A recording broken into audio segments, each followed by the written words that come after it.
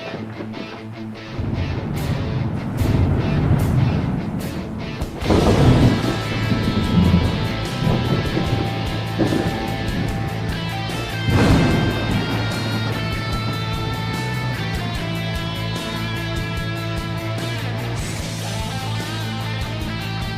out there, welcome to the No Shit Cast. I'm your host, Matt Frazier. Woo! Been a busy couple of weeks here, folks. Holy crap. Your intrepid host has been jet setting around the country, flying off to fix people's problems. I'd like to complain about it, but I can't because I love doing it. It's a lot of fun, and I get to hang out with some really, really cool people. But while I was out, a lot of things have happened. Some really cool stuff. I want to put out a special mention here. I got several of these to get through, folks. But good special mention out to the folks over at Thought Dump Podcast. We got a really cool shout out for them from them here. Not this past episode, I think, but the one before. And I haven't had a chance to kind of get to it. So, Kenny, thank you so much, man, for the promotion. And you guys, this is a really cool podcast. It's more of a good variety kind of stuff, and these guys have some really interesting guests, and it's worth checking out for sure. They just got started, but they sound great, and they're still banging them out. So congratulations, guys, on your launch and everything, and thanks for the shout out again. We really appreciate it. I also want to reach out and say, I guess I should apologize to Catherine Kaufman, because in the last podcast, I think I called her Kristen Kaufman. I'm not really sure where that came from. But anyway, so we were hanging out with Eric here. And when we hang out with Eric, without supervision, who knows what we'll say on the show. But special mention out there to Catherine. Sorry, I got your name wrong. Looking forward to having you on the show again. If you guys haven't checked out her shows, they're really, really good. Catherine deals a lot in the paranormal and with paranormal activity and ghost hunting and so what you call it. She can tell you when things have negative energies and stuff like that on it. I'm murdering it, I'm sure. But anyway, she's a very interesting lady, and we love having her on the show. And she's actually a very popular guest of ours. So I know you freaks out there love that kind of stuff. So we'll be making sure we get her back on here soon. So Catherine Kaufman, this is an open invite. What are we talking about next, sweetie? Can't wait to have you on the show again. And we got a great mention from my buddy Sean Tierney. So for all you folks out there that follow the podcast and follow us on Instagram and stuff because of the engineering and physics stuff that we're always kind of putting out there. There's if you're into the controls world like I am, my mentor and one of my just absolute best guys in the business is this guy named Sean Tierney. And he's got he runs the automation blog. He's got a YouTube channel. He does videos for automation products and the kind of the environments that we work in through Rockwell Automation, and he's Alan Bradley, and so he's just an unbelievable resource and a wealth of information. So this is kind of like his thing now that he's not out pounding the pavement. He does this really, really cool web series where you can go and he reviews products and does how-to videos and stuff like that. And luckily, this is how I make my living, folks. So I've had the chance to kind of tutelage under him, the pleasure and the privilege to learn under one of the greatest in the business. And I really encourage you to go check him out. Again, that's the Automation blog. And you can find his videos, Sean Tierney, Tierney, Tierney. Yeah. So, you can look him up. He's a really, really super nice guy. And, if you shoot him messages and stuff, I guess too, he'll get back to you, if you have specific questions and things like that. He's not a tech support service, so don't use him like that, folks. That's not what he's there for. But, and he does some really cool, video series and stuff, training series. So if you got folks in your plant that have to do this stuff too, he's got some great tools that you can buy and just embed in the facility so that you can kind of keep your guys and gals who have to go out and do this stuff sharp. It's a perishable skill, and if you don't use it, you tend to lose it. So these things, they have they work really well. So a lot of folks don't touch them for years, and then when they need to, they don't remember how to. So there's some really good stuff out there. But anyway, a big shout out to Sean over at the Automation Blog, and thanks for mentioning me, buddy. I appreciate it. So coming up here, folks, I said put a message out on the message boards and message boards. Jesus, it's like 1980. Put a message out on Instagram and Facebook and stuff. We will be having Nikolai Zhinkov from Berlin, Germany, coming on. Nikolai's a guy that I met through our interest in the whole consciousness discussion that Eric and I had. You can go back in previous podcasts. It's called Orchestrated OR or Orc OR.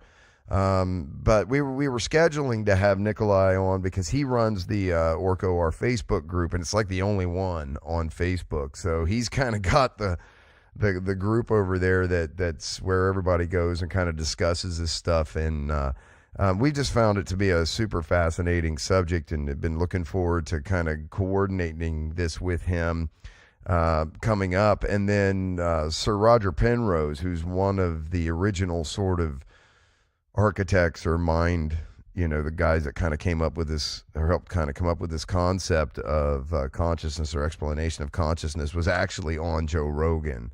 So we're totally geeking out because we were getting ready to do this podcast, and then Roger Penrose shows up on Joe Rogan. So we're going to probably discuss that a little bit too. But Roger Penrose of Penrose and Hammerhoff, and Stuart Hammerhoff's kind of the other guy that he, and if you go and listen to the Rogan podcast, they talk about this, and one of the things that they talked about is how this can kind of lead into this woo value of how this stuff works, and sort of supernatural, and Sir Roger Penrose was kind of he didn't want to discuss that and didn't want to go down that road, but we're gonna. You bet your ass we're gonna. So should be an interesting time where we'll have Nikolai on, and we'll talk about this sort of emerging theory of consciousness, and how it, whether we believe it's true or not, and things like that. And I'm sure we'll cook up all kinds of really good conspiracy theories about it. So it should be a good time. Another guest that I'm trying to line up right now, we've been messaging back and forth on Messenger, Facebook, is this gentleman named Neil Thompson. Neil comes to us as a referral from Sherfu, who's been on the show both by himself, and then he came on once with the Occidental Taoist there, Mr. Jeff Cody. So he comes over as recommendation. Sherfu's obviously an amazing guest, but we've also, Catherine Kaufman was a referral from him, and now this guy, Neil Thompson, is going to come over. Neil's an electrical engineering technologist. I guess that's what he does for a profession, and he's also a plasma cosmology theorist. So we're going to have Neil come on and explain to us what all that means. If he's being referred to us from Sherfu, then it's going to be a really interesting topic. If you guys haven't checked out Sherfu's Facebook group and stuff, he's been putting up a ton of white papers. We have links to that in the interviews that we've done with Sherfu, but you should go over and check that out. Some of the stuff that we discussed on the podcast, now the documentation looks like it's starting to come out that substantiates that and backs that all up. So there's some really groundbreaking stuff going on there with Sherfu, folks. It's definitely worth looking into and seeing what he's got going on. I mean, he's very, very much taking a clinical approach to kind of what he's doing. And so, special shout out to Sherfu, and thanks for the recommendation again, buddy. So Neil will be getting that lined up hopefully here soon, and he'll be coming on the show too. So we got a couple shows coming up. I'm still trying to get Jeff to come on, talk to us about his journey in the self-torturous art of learning how to play electric guitar period. And I just saw that it looks like his son got a very nice electronic drum set for Christmas on social media. So congratulations, guys. They bought their kid drums the right way. You get them the drums that you have headphones with, folks. That's how you get your kids drum sets nowadays, so that you don't have to deal with them learning how to play drums. So a lot of musical stuff going on over there at the Cody residence. But again, I'm still trying to get him to come on. He's been hacking away, I guess, at breaking down the barriers of learning how to, both from a technical standpoint and then from the physical standpoint. Playing guitar is in and of itself kind of its own thing because of the technique. There's so much technique. It's any of those stringed instruments, violin, any of them. There's almost two sides to it. One being the technique, and then the technical side of understanding the music theory. So he's very strong music theory wise, but I'd really be interested in seeing how he's making out with the fingers and the techniques of learning how to play the guitar, physically. But so that's kind of it for the shout outs, folks. I've been back, about a week. I've been neglectful as far as I kind of came back and was lazy about it.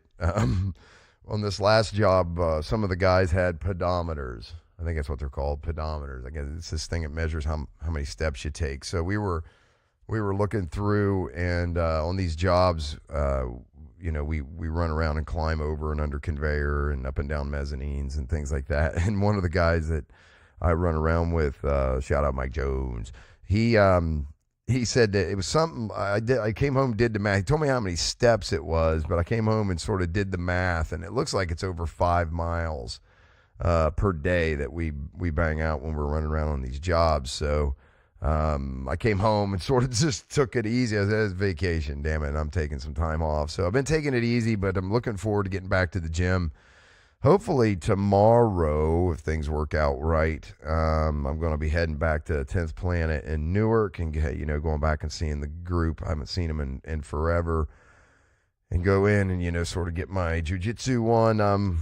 I was just recently traveling. It's funny. One of the things I've been trying to do now that I'm out, as I've been traveling around doing jobs, I've been in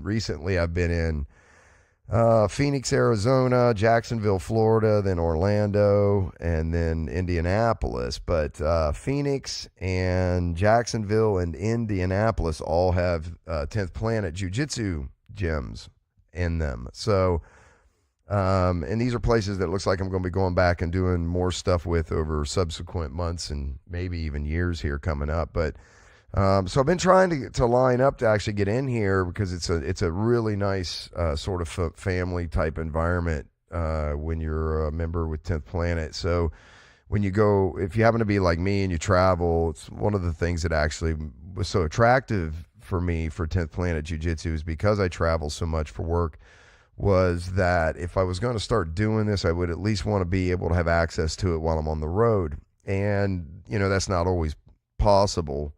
But there's enough 10th Planet gyms, and there's enough standardization, I guess, in what Eddie Bravo does that I felt comfortable saying, hey, I can kind of do this.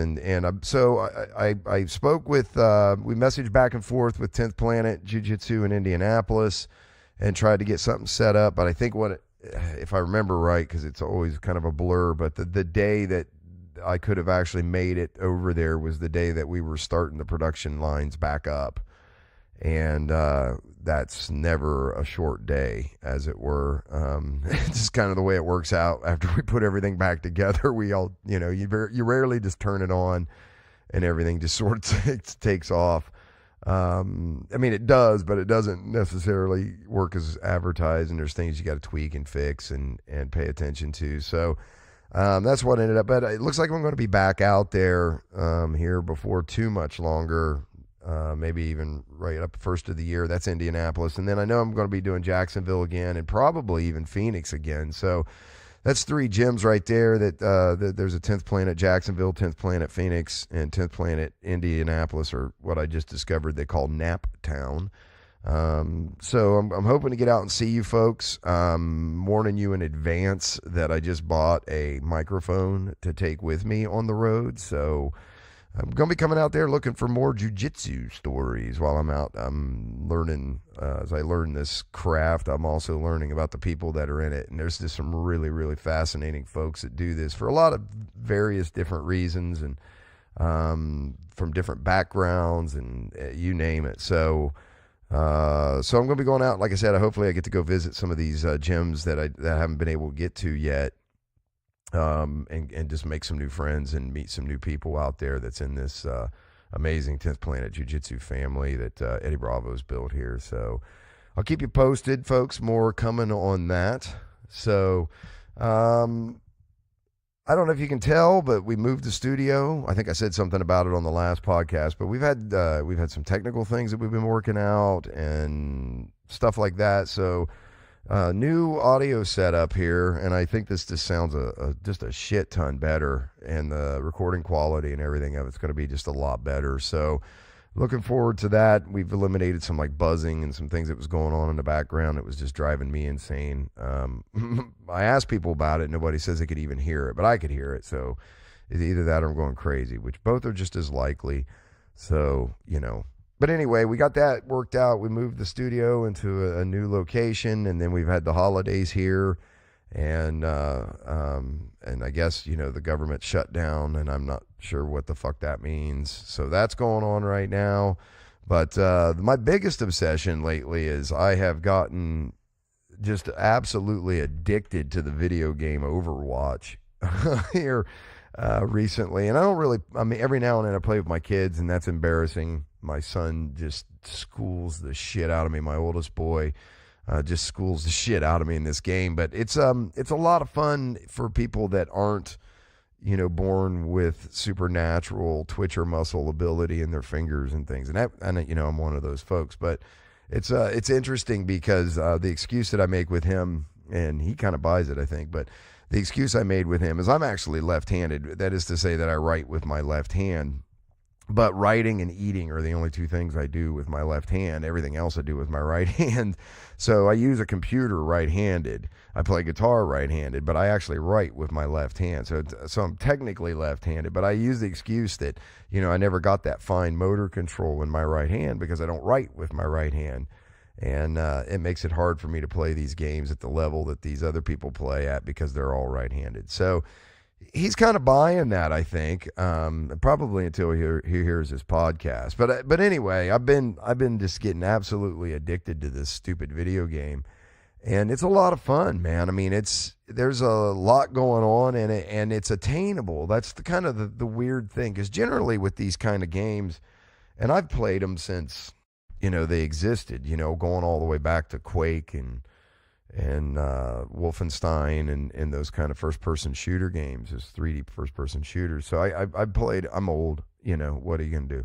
So I've played these games going all the way back, and this one is, and generally what tends to happen is people that have, developed the very, very good hand-eye coordination specific to the mouse and keyboard controls tend to just dominate everybody.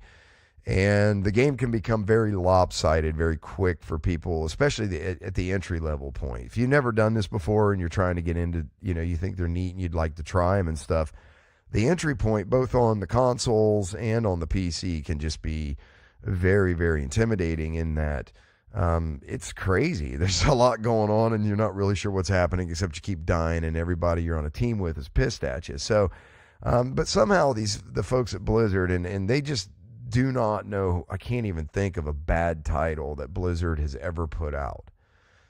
As a video game manufacturer, I own many titles going back to Diablo, and they've just been phenomenal as a company. They just put out solid product after solid product, good stable stuff. I mean, by way of comparison, this stuff is like light years ahead of generally what you find kind of out there in the marketplace. And then they support their products. They keep them alive for a very, very long time. And that's one of the problems I always had with like Electronic Arts and EA and some of these other game manufacturers is you'd go out and you'd spend 40 to $60 on a game title, and then within like 13 months they're abandoning it. The game servers are overridden with hacks, and they're almost unplayable, and then they're already moving on, right? They're going to the next edition of that game, and Blizzard has always done a really, really good job of not orphaning their titles. I think World of Warcraft, it's got to be over 12 years. I could probably Google it here, but it's an insane amount of time that title's been available and still available, for instance, today. I don't play it, but it's still out there and it still has a subscriber base. And So anyway, Overwatch is kind of one of those titles that they're adding to as it goes along. They keep adding characters. They're going to be adding maps and, different stuff like that, which is, a lot of the different manufacturers do. And they'll probably sell expansions, of course. But they've done something really interesting here with this game in the sense that it's actually attainable for people that maybe have never even done this before, or like me, are just not terribly good at it out of the box kind of experience. In that the different character classes that they've created, some of which don't require you to have any special, hand-eye coordination skills or anything like that at all, in the sense that they're defensive characters, and they require much more visceral type thought and less of the twitcher muscle, fast reaction kind of stuff. So it gives people a way, I guess, to kind of an entry point into this game that normally, like I said, these kind of games just wouldn't be approachable for most people. And then the character development, and it's just Blizzard, so it's all very rich. There's backstories. There's a very much a balance and a balancing that takes place and constantly being updated to kind of keep things from getting too lopsided, or for the community will figure out exploits for sure.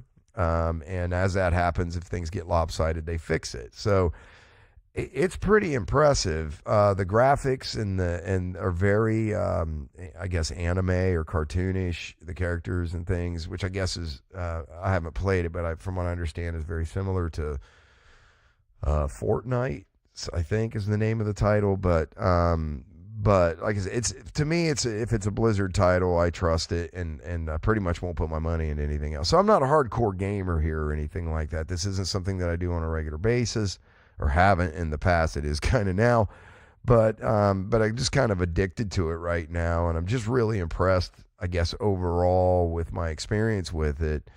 It's been really, really interesting. So that's kind of what's happening and what's been happening, folks. I'll just keep doing these updates as things come along, but we got some really good shows that are coming up here real soon.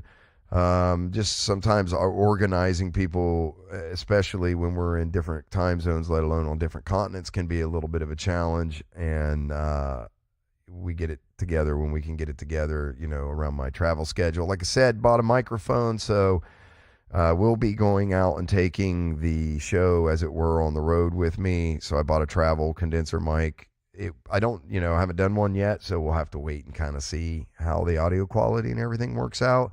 I'm sort of manic about that, if you haven't noticed.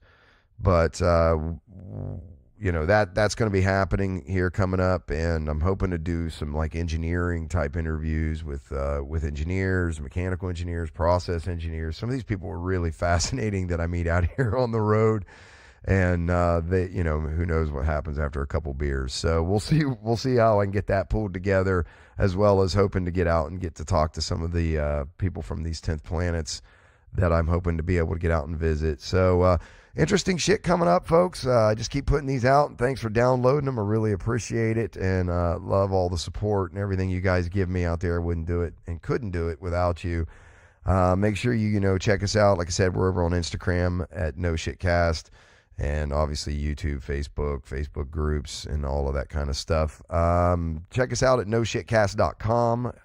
If you want to see, that's where we have all the links to the different podcast providers that we issue the podcast through, including places like iTunes and obviously Spotify and stuff like that. So that's all the links and everything to it over there, including YouTube.